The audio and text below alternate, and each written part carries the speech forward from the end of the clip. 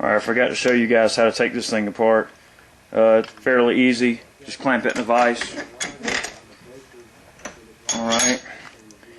Take a punch. Compress it.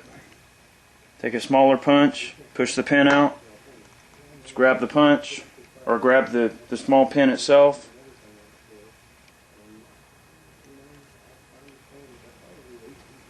Pull it out. Slowly decompress. And then there's this whole assembly. If you want to make the trigger lighter or work a better trigger, you can put a lighter spring in there. Alright, so we've gotten our 1911 cleaned up. We're going to get her back together. We're going to start with the slide here. Go ahead and replace the extractor with the hook on the inside of the frame like this, or the slide rather. Alright, firing pin return spring, firing pin, back of the slide. Compress it. Put your plate back on there. It might require a little bit of playing with it. If you've never had the gun apart that much before, it could be a relatively tight fit overall. Okay.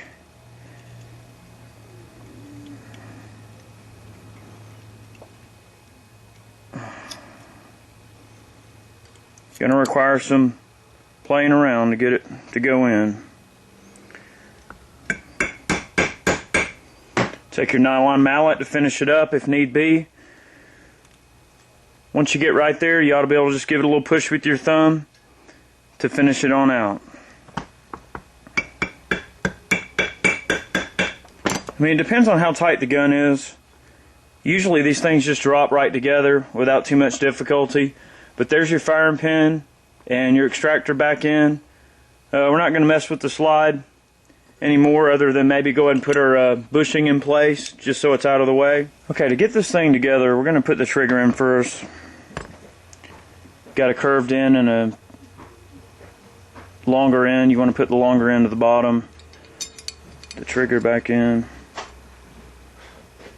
Should just sort of. What's up? Yeah, Colt. Once you get the trigger back in, it just drops in place. Got to put the actual magazine release back together to get the trigger in and all. You'll notice it's made in an arrangement like this. Be careful not to booger anything up when you're getting it back together. Just compress it and gently twist into that recess and leave it compressed. You'll see why here in a sec. We're going to drop the magazine release in place, and we're going to give it a little pressure with our finger from the other side, because there's a sweet spot that you got to find where that little tab that you just saw drops in place in the frame itself. So we're going to give it a little pressure and just find just the right spot.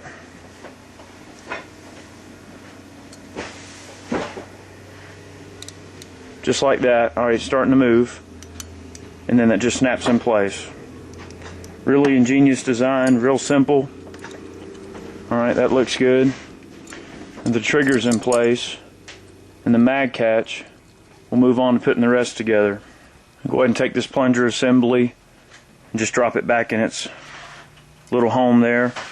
You shouldn't have to worry about it coming out, because there's actually a turn in that assembly, or supposed to be, that prevents it from walking out unless you pull it out. So just set that in place and leave it be.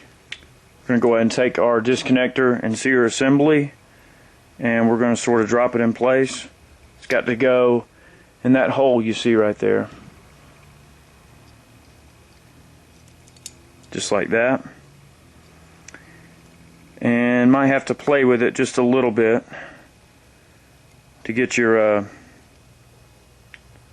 holes lined up just where you want them. But go ahead and get your retaining pin in there. ambidextrous safety with the flange part this way.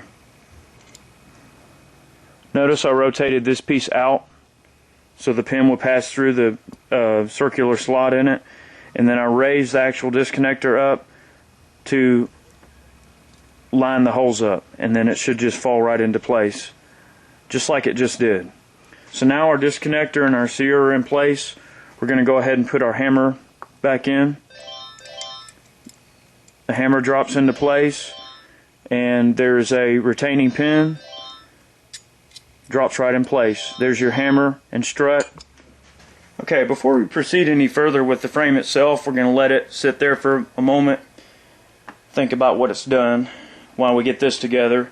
Our mainspring housing, the spring for the mainspring housing looks like this, and you've got this little guy with like a little cup foot on it, and then you got another end that's got a pointy little cup on it. The pointed end actually goes through the bottom, and when you put the small pin in that retains it, a slot actually sits right in there, and that helps keep it in place. So put that pointy end down, grab yourself a punch and the small pin here, and go ahead and compress that carefully. Insert the pin, just push it in with finger pressure, and that's it. It's together. That's all there is to it. We're going to put our sear spring back in. You notice there are 3 arms on it. They all power different things. We're going to drop that in place. There's a notch down here on the frame that holds it in place. And we just want to make sure everything lines up right. We're going to drop our beaver tail in there. Get it generally set in place where we want it. And then what we're going to do is we're going to take the mainspring housing. We're not going to put it in place quite yet, but we're going to just pop it in order to just sort of hold everything for us like it is right now, just to keep things from flopping around so bad. Actually, we want to make sure that strut is down in there, and we're just going to lay this in place just like this. Make sure the strut is centered, the beaver tail. Go ahead and pop that in. Not far enough to where the strut makes contact, but just far enough to where it keeps it from everything from flopping around in your hands. We're going to take the ambidextrous end of the other end of the ambidextrous safety we're going to take, and that's what's going to serve to hold our beaver tail in place. We're going to make sure the notch is facing in the middle where we can just rotate it right on down there. Might have to rotate it, that's fine. We do want to go ahead and seat this in place to keep everything put together. You're going to have to compress it and start the pin in with like a mallet. And that'll be this little guy right here. So make sure that the grip safety is pressed down. Go ahead and compress it. Start it in there just like that. Take a non-marring mallet.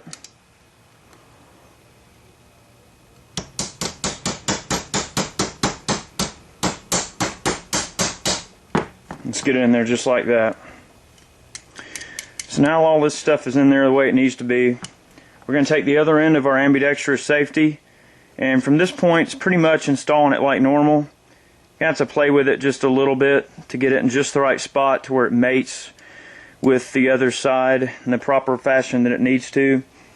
Remember your hook scribe or your small scribe that you had laying around. You can take and use it to carefully compress this plunger so that the safety will work itself in, and you should be able to make sure this is back just like that.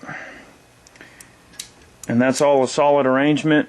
Both of those move as one unit, and from here we can pretty much go on to functions test. So make sure the hammer drops. Don't let it drop on the frame itself. Listen for both stages of the setting of the trigger. See if the hammer will drop without the beaver tail pressed. It should not. Squeeze the trigger, allow it to fall. This frame is assembled and it's ready to go back together. we're going to work on the rest of the slide and get this thing back together.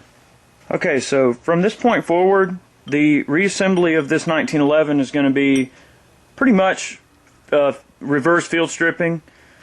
When you field strip the gun, you're going to get these basic components. So anyway, first thing you're going to do, you're going to go ahead and take your slide itself. I had the bushing in, but go ahead and place your barrel in there, just like so. Put your bushing in there, rotate it to the side like that, and then all the way over. Leave that there, it won't hurt nothing. Take your guide rod, place it in there like so. Alright, and from this point, we're going to go ahead and put the slide back on the frame. We're going to move back to the disassembly notch, and we're going to put the slide stop back in. Use care not to scratch the frame upon installation. Alright, once the slide stop's in, we're going to get our bushing wrench,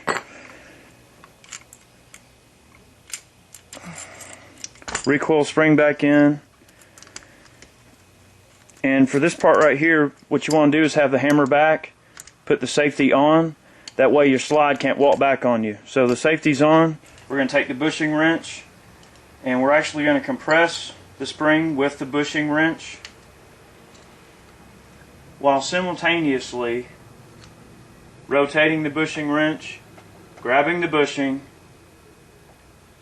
rotating everything back in place, and we're good to go. Now we got to put the grips on.